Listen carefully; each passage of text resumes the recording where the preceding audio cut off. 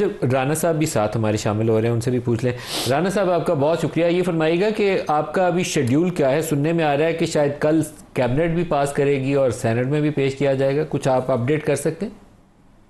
जी, कल सुबह कैबिनेट में जो है ये 27वीं तरमीम का मसौदा जो है वो पेश किया जाएगा और कैबिनेट की अप्रूवल के बाद फिर कल सेनेट में पेश होगा और फिर नेक्स्ट मंडे या ट्यूसडे को जो है वो फिर कौमी असम्बली में नहीं होगा। और सर, कौमी असम्बली से पास करवाने का शेड्यूल क्या है? 14 से पहले पहले बुध जुमेरात किसी दिन भी?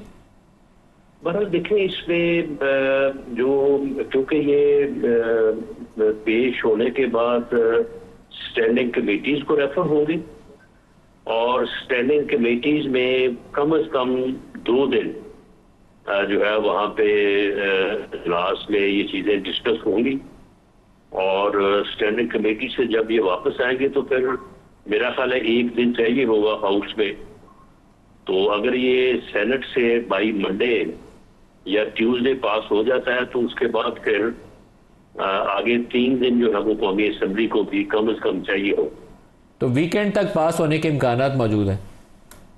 जी, यही टाइमलाइन है, लेकिन इसमें कोई चीज जो है वो पार्लियामेंट से मुतल्लक कोई प्रिडिक्ट या डायरेक्ट तो नहीं की जा सकती, लेकिन बहरहाल जो एक अमूमी जिस तरह से कोई एक प्रोग्राम बनता है तो सोच इसी तरह से है। राना साहब, इसमें 6-7 बड़े नुकात हैं। आईनी अदालत है, आर्टिकल 243 है, NFC वार्ड का रिव्यू है, इसी तरीके से पॉपुलेशन के हवाले से इकदाम हैं, यकसा निसाब तलीम की बात की जा रही है, एग्जेक्टिव मजिस्ट्रेसी की बात की जा रही है, फिर जजेस के तबादले वाला कॉन्सेप्ट मौजूद है। एक एक करके अगर आपसे पूछ लूँ, 243 आप क्या करना चाहते हैं? 243 में हम कुछ नहीं करना चाहते। ये ऐसे खामखा लोगों में जो है वो एक अबहाम और एक खौफ की सी जो है वो सूरत हाल पैदा की जा रही है। आप 243 जो आर्टिकल है वो पढ़े, वो इससे मुतल्लक तो है ही नहीं कि वो कोई आईनी रोल दे जो है वो आर्म फोर्सेस को। वो उनकी अपनी तरतीब है, जो चेन ऑफ कमांड है, जो यूनिटी ऑफ कमांड है, उससे मुतल्लक है। और मार्का हक और इसमें जो ये हमें कामयाबी मिली है बयानुल मरसूस में, तो उसमें जो एक्सपीरियंस हुआ है कमांड स्ट्रक्चर के बारे में, उस बारे में यानी इंटायरली प्रोफेशनल, नथिंग पॉलिटिकल, वो कुछ चीजें जो है वो उनकी तरफ से यानी अदारे की तरफ से जो है वो सिलेक्ट की जाएगी, जिसका अदारे के अलावा किसी स्ट्रक्चर से किसी और मामले से कोई तल्लक ही नहीं होगा। तो उनको जो है वो सुबह कैबिनेट पहले उनकी अप्रूवल या उसके ऊपर गौर करेगी और उसके बाद वो पार्लियामेंट के सपोर्ट होगा। सर, ये चंद रोज़ पहले DG ISPR से भी सवाल हुआ था चीफ ऑफ डिफेंस स्टाफ के ऑफिस के मुतालिक। चीफ ऑफ डिफेंस स्टाफ जैसे इंडिया में भी मौजूद है, उन्होंने भी वो बिपिन रावत को बनाया था, तो क्या पाकिस्तान में भी उससे मिलता जुलता ऑफिस हम कोई बनाने का तस्वुर है जो आपकी कैबिनेट के ज़ेरे गौर आए? देखिए, मैं समझता हूँ कि इसमें यूनिटी ऑफ कमांड और एक्सपीरियंस जो हमें हासिल हुआ है मार्का हक की कामयाबी में, उसके मुताबिक जो असरे हाजिर में जनरों के तकाजे जो है वो बदल चुके हैं। अब वो रवायती जो है वो जगह नहीं रही, कन्वेंशनल वार्स नहीं रही, और शायद यही वजह है कि वो चीज या वो एक एलिमेंट जो है वो हमारी मसल्ला अफवाज में मौजूद था। तो उस वजह से हमें अल्लाह ताला ने सुरखरू किया, हमें कामयाब किया। तो उसको अब अगर एक वजाहत के साथ या एक यानी आईनी तरीक़ाकार के मुताबिक उसको परफेक्ट किया जा रहा है, तो ये एक मुल्क और कौम के दिफा के लिए जो है वो एक बेहतरीन मुकादमे है। और इसके ऊपर मैं समझता हूँ कि जब ये अब चीज सामने कल आ जाएगी तो इसके ऊपर जो है वो हम जो है वो विदाउट यानी एनी मसवदा जो है वो इससे ज्यादा बहस ना करें।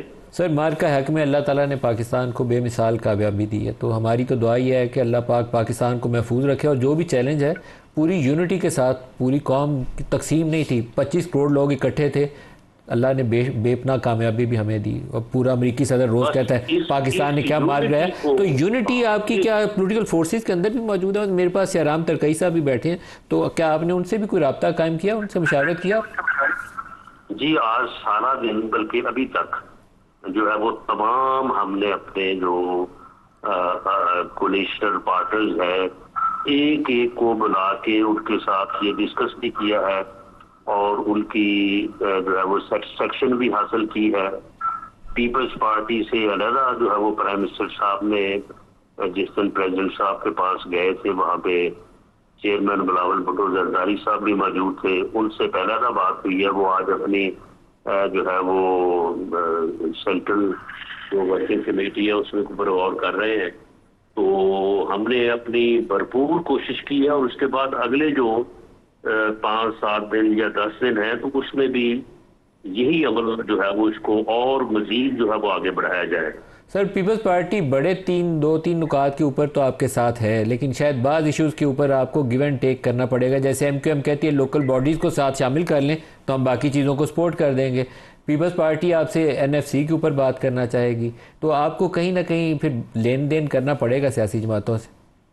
ये नदीम मलिक साहब, ये बात मैं आपके प्रोग्राम में ये अर्ज कर देता हूँ और मैं समझता हूँ कि सबको इसके ऊपर जो है वो इत्मीनान होना चाहिए कि कोई अमल जो है वो विदाउट कंसेंसस नहीं होगा। जिसके ऊपर सबका कंसेंसस होगा वो हो जाएगा, जिसके ऊपर नहीं होगा अमेंडमेंट जो है वो बाद में भी होती रहेगी। कोई ऐसा तो नहीं है कि ये 27वें के बाद जो है वो अमेंडमेंट का रास्ता रुक जाएगा, वो बाद में फिर जब कंसेंसस होगा देखा जाएगा।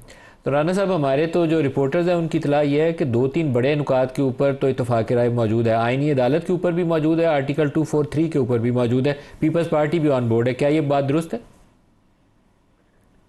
आईनी अदालत के ऊपर तो आपके इल्म में है कि ये तो हमारा मुतालबा को आज का नहीं है, या हमारा फैसला आज का नहीं है। ये तो गालबन 2006-07 बल्कि उससे पहले 6 चार्टर ऑफ डेमोक्रेसी के अंदर ये तजवीज़, चार्टर ऑफ डेमोक्रेसी में आपको पता है उसके ऊपर PMLN सिग्नेटरी है, पीपल्स पार्टी सिग्नेटरी है, जो है वो नेशनल अवामी पार्टी सिग्नेटरी, और भी बहुत सारे जो है वो उसके ऊपर जो है वो पार्टी जो है वो मुत्फिक हैं। तो इसलिए उसके ऊपर तो पिछली दफा सिर्फ इसलिए फर्क आया था कि मौलाना ने PTI को ऑन बोर्ड कर लिया कि अगर आप बेंच के ऊपर रजामंद हो जाए तो फिर PTI भी जो है वो इसके लिए वोट करेगी।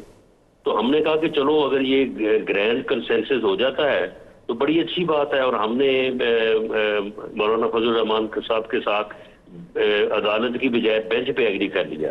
लेकिन बाद में फिर PTI जो है वहां से फिर वो निकल गई, उन्होंने कहा कि नहीं जी हमने वोट नहीं करना। तो सर 243 के ऊपर पीपल्स पार्टी हिमायत कर रही है। 243 में तो खैर यानी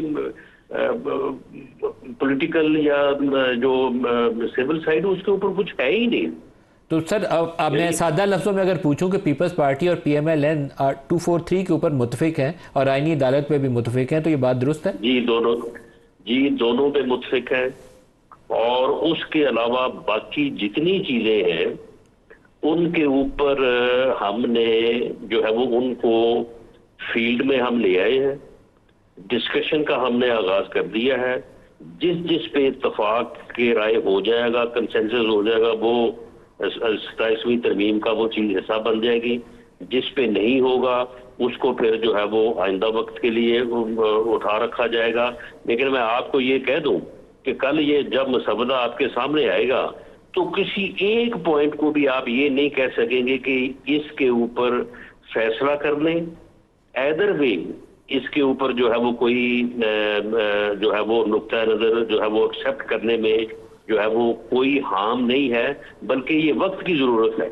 उसके ऊपर नुक्ता नजर आपका मेरा मुख्तलिफ हो सकता है, लेकिन वो जो मसला है वो एजुकेशन हो, वो निसाब हो, वो पॉपुलेशन हो, वो ड्यूल नेशनैलिटी हो, कोई और चीजें हो, ये छोटी छोटी चीजें हैं, उन सब के ऊपर जो है वो इस वक्त जो है वो यानी पब्लिक एट लार्ज लेवल के ऊपर बहस मौजूद है और उसके ऊपर कोई ना कोई फैसला जो है वो लिया जाना चाहिए। सर ड्यूअल नेशनैलिटी पे क्या चीज आएगी सर? जी, ड्यूअल नेशनैलिटी पे क्या चीज आएगी? ड्यूअल नेशनैलिटी में भी ये है कि इसको जो है वो ड्यूअल नेशनैलिटी जो है ना इसको खत्म किया जाए। ड्यूअल नेशनल जो है वो यानी ये बहस है, ये अभी जब कमेटीज में तजवीज क्या है सर? तजवीज क्या है? तजवीज ये है कि जो हमारी यानी कंपल्सरी सर्विसेज हैं, यानी सिविल सर्विस है, आर्मी सर्विस है, ये सर्विसेज जो है इसमें ड्यूअल नेशनल नहीं होना चाहिए। राना साहब, ये बाज़ नुकात ऐसे मुमकिन तौर पर होंगे जहां पीटीआई आपको आपके साथ चल सकती है, वोट करे या ना करे, लेकिन ब्रॉडर कंसेंसस आप इवॉल्व कर सकते हैं, पॉपुलेशन वेलफेयर के इकदाम पे भी आप कर सकते हैं। पॉसिबली ड्यूअल नेशनैलिटी भी हो सकता है, वो कहें कि कंपलसरी सर्विसेज में ड्यूअल नेशनैलिटी नहीं होनी चाहिए, सिंगल नेशनल करिकुलम के ऊपर वो आपको कह रहे हैं कि ये तो हमारा एजेंडा है, तो आप कुछ नुकात के ऊपर तो इनकी सपोर्ट ले सकते हैं। नहीं, देखें जब ये हाउस में पेश होगा तो उसके ऊपर पीटीआई के जो रहनुमा है, जो दोस्त है, ये उसके ऊपर अमेंडमेंट भी दे सकते हैं, ये उसके ऊपर जो है वो अपनी तजवीज़ भी दे सकते हैं, उसके ऊपर अपनी स्पीच भी कर सकते हैं। तो ये बिल्कुल, लेकिन उससे पहले आप इनसे मुशावरत नहीं करना चाहेंगे जैसे आपने पीपल्स पार्टी से की है, पीसीएम से की? नहीं, वो तो आपके इल्म में है ना, तो वो तो कमेटी से भी उन्होंने इस्तीफे दे दिए और वो हमारे साथ मीटिंग करने या बैठने को तैयार तो नहीं है। मौलाना फजल रहमान से मुशावरत आप करेंगे? जी, उनके साथ हमारा मुशावरत का अमल जारी है। और लोकल बॉडीज़ के लिए जो एक बात हो रही है कि लोकल बॉडीज़ को भी कवर किया जाएगा इस आईनी तरमीम के अंदर, क्या ये बात दुरुस्त है? ये एजेंडे के ऊपर ये पॉइंट है। तो क्या ये बाइंडिंग होगा आईनी तौर पर कि कुछ 4 साल बाद इंतखाबात मुकामी हुकूमतों के करवाए जाएं लाजमी तौर पर? जी, अगर अमेंडमेंट हो जाती है और उनके टेन्योर को प्रोटेक्शन मिल जाती है कॉन्स्टिट्यूशनल, तो फिर लाजम होगा।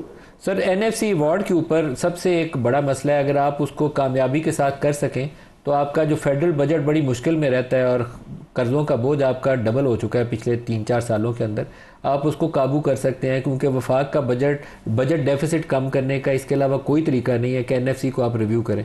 क्या इसके ऊपर पेशरफ्त के इम्कानात मौजूद हैं? जी, यही कोशिश है, बल्कि ये रिक्वेस्ट है हमारी तमाम कोलिशन पार्टनर से। इसके ऊपर अगर पीपल्स पार्टी की सेंट्रल एग्जीक्यूटिव कमेटी जो है वो आज कोई इसके ऊपर फैसला करती है तो ये एक बड़ी जायज सूरत है हमारी नज़र में, और हमें उम्मीद है कि पीपल्स पार्टी इसके ऊपर ज़रूर पॉजिटिवली जो है वो रिस्पॉन्ड करेगी। बाकी जितने भी पोलिटिकल पार्टनर्स आज मिले हैं उन सब से जब बात हुई है तो उनका रवैया काफ़ी मुस्बत था।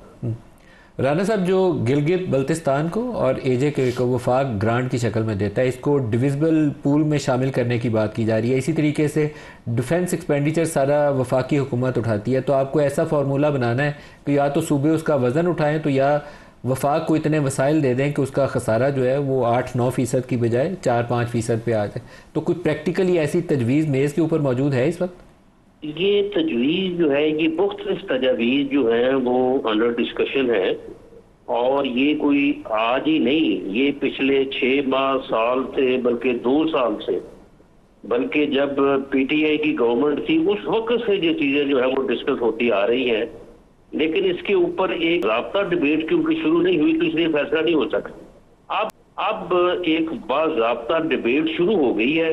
अब आप देखें कि किस हद तक इस मरतबा इत्तफाक होता है और किस हद तक बात जो है वो आगे चली जाती है। सर, कल हम किसी से पूछ रहे थे तो उन्होंने कहा कि पॉपुलेशन की बुनियाद के ऊपर ज़्यादा वसाइल तकसीम किए जाते हैं, तो नए फार्मूला में पॉपुलेशन की परसेंटेज कम की जाएगी और सूबों को इंकरेज किया जाएगा कि वो खुद अपने मुकामी वसाइल भी पैदा करें। क्या ये बात सही है? देखिए, पॉपुलेशन को कंट्रोल करने के लिए इसके अलावा और आपके पास कोई ऑप्शन नहीं है।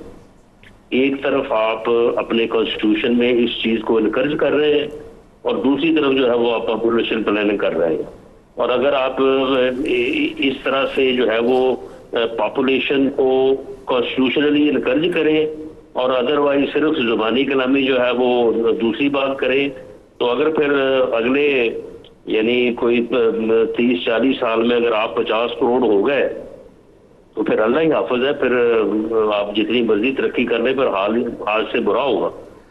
सर, जब आप आईनी अदालत बनाने की बात करते हैं तो उसके साथ जुड़ी हुई एक तजवीज़ ये भी है कि जजों की रिटायरमेंट एज कॉन्स्टिट्यूशनल कोर्ट के लिए उसको बढ़ा दिया जाए। क्या ये बात सही है? जी दुरुस्त है। ये दुरुस्त है। तो रिटायरमेंट एज 70 साल की जाएगी? जी नहीं, 68 ईयर्स। चले अब सुबह में सबदा आ जाएगा आपके सामने। हाँ, 68 ईयर्स है। मैं 70 साल इसलिए बोल दिया था कि आप बड़े फराख्तिल आदमी, आपने कहा होगा एक ही दफ़ा 70 कर देते हैं। राना साहब, जो जजेस की ट्रांसफ़र वाला इशू है वो बड़ा हम है, हाई कोर्ट के अंदर इसके ऊपर रद्द अमल आएगा और आप उसमें प्रोविजन डालने जा रहे हैं कि जजेस को ट्रांसफ़र किया जा सकेगा। इसका तरीकाकार क्या होगा और इसके ऊपर क्या रद्द अमल मुमकिन तौर पर सामने आ सकता है? जी, मैं इसके ऊपर अर्ज करने से पहले जो तरकीब साहब ने फरमाया है कि क्यों करना चाह रहे हैं, लोगों का इसमें क्या फायदा है? सारा फायदा ही लोगों का है। ये यानी आईनी केसेस जो है वो 5% होते हैं और वो टाइम लेते हैं 50%। ये आईनी बेंच के जजेस जो हैं वो आधा दिन जो है वो कॉन्स्टिट्यूशनल पिटीशन सुनते हैं, उसके बाद फिर वो दूसरा काम भी करते हैं या दूसरा काम करने का उनको वक्त ही नहीं मिलता। अब अगर 24 में से जो है वो 11-12 जज जो है वो ये काम करते रहेंगे तो फिर जो आम आदमी के केसेस हैं वो तो फिर इसी तरह से जो है ना फिर उनको तो 15-15 साल ही लगेंगे। तो सर, जो कॉन्स्टिट्यूशनल कोर्ट में कितने जज रखेंगे और जो सुप्रीम कोर्ट होगी उसमें कितने जज रखेंगे? जो कॉन्स्टिट्यूशनल कोर्ट होगी वो बिल्कुल उसका काम ही अलग होगा और वो उसका बाकी जो सुप्रीम कोर्ट है वो 724 जो है वो दूसरे केसेस को सुनेगी और उसकी तादाद भी जो है वो यकीनन जो है वो जो भी इस वक्त है उसके मुताबिक जो है वो पूरी की जाएगी। और ये कॉन्स्टिट्यूशनल कोर्ट के जजेस जो हैं ये सिर्फ कॉन्स्टिट्यूशनल रिलेटेड केस जो है वो सुनेंगे जो कि टोटल केसेस का 5% है। आईनी अदालत में कितने जज होंगे? 100% टाइम। और दूसरी जो बात आपने सर, आईनी अदालत में कितने जज होंगे?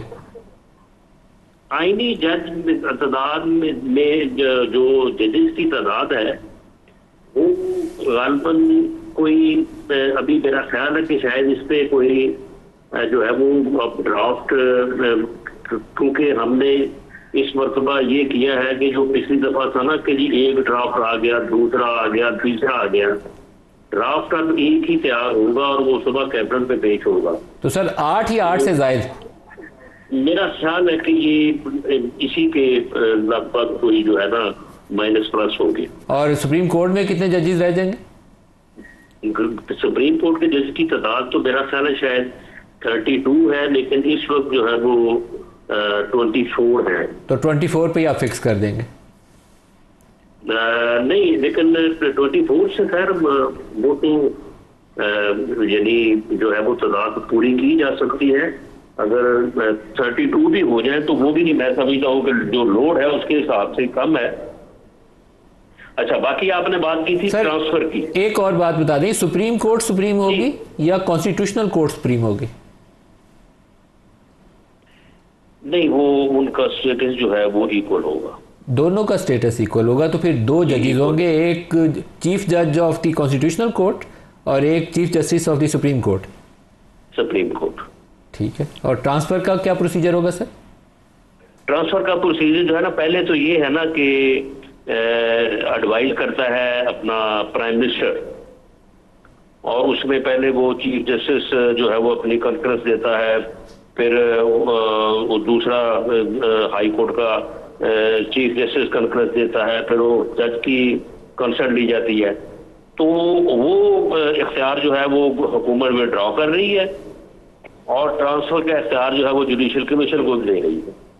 और जुडिशल कमीशन की तश्कील का तरीका वही होगा जैसे अभी आईनी अदालत बनाने का तरीका कार है, आईनी बेंच बनाने का? नहीं, जुडिशल कमीशन जो है वो तो एक अलग बॉडी है जो जजेस को जो है वो इंडक्ट कर सकता है, अपना फारग कर सकता है, कंफर्म कर सकता है, तो ट्रांसफर भी कर सकता है। उसमें लॉ मिनिस्टर, अटॉर्नी जनरल और उसमें नुमाइंदे जो बाहर के हैं वो दोबारा बैठेंगे।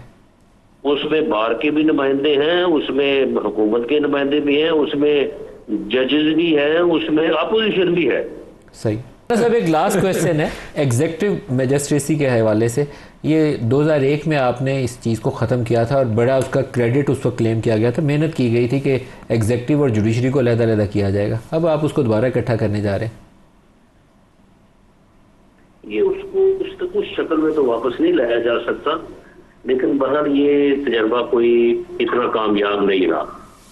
तो एग्जेक्टिव मैजिस्ट्रेसी जो है वो किसी न किसी शक्ल में, उस शक्ल में तो नहीं जिस शक्ल में थी, लेकिन किसी न किसी सूरत में उसका वापस लाया जाना जो है वो अमूमी और जो मजमूई लॉ एंड ऑर्डर सिचुएशन है उसमें उसकी जरूरत महसूस की जा रही है। तो सर फिर डीसी बड़े पावरफुल हो जाएंगे? नहीं, वो उतने पावरफुल नहीं होंगे जितने उस वक्त थे, लेकिन there should be a balance rational.